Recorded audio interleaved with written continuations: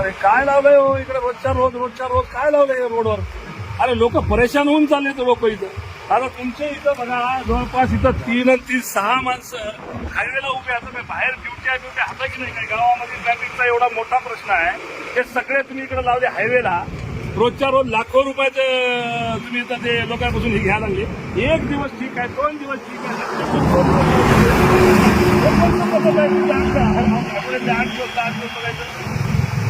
नाही असं नाही. हे लोक इतकं हलकटपणाने बोलायलेत ना.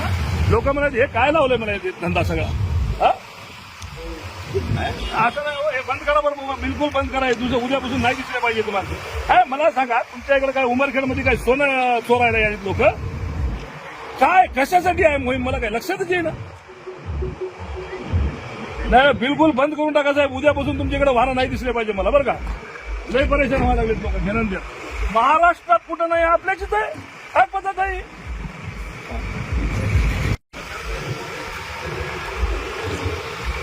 हॅलो गुंडे साहेब नमस्कार. हे काय लावलंय हो इकडे रोजच्या रोज काय लावलंय रोडवर?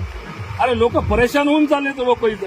आता तुमच्या इथं बघा जवळपास इथं 3 आणि 6 माणसं हायवेला उभे. आता काय बाहेर ड्युटी हाता की नाही? काय गावामध्ये ट्रॅफिकचा एवढा मोठा प्रश्न आहे. हे सगळे तुम्ही इकडे लावले हायवेला. रोजच्या रोज लाखो रुपयाचे तुम्ही इथं ते लोकांपासून हे घ्यायला लागले. एक दिवस ठीक आहे, 2 दिवस ठीक आहे,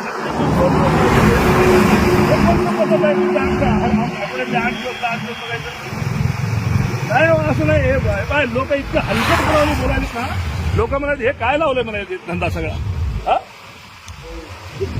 असं नाही. हे बंद करा बरं बाबा, बिलकुल बंद करा. उद्यापासून नाही दिसले पाहिजे तुम्हाला. काय मला सांगा, तुमच्या इकडे काय उमरखेडमध्ये काय सोनं चोरायला यायचे लोक? काय कशासाठी आहे मोहीम मला काय लक्षातच येईना. नाही बिलकुल बंद करून टाका साहेब. उद्यापासून तुमच्याकडे वाहन नाही दिसले पाहिजे मला बरं का. लय परेशान व्हायला लागलेत लोक. घेणं महाराष्ट्रात कुठं नाही, आपल्याच इथं आहे. काय पद्धत आहे?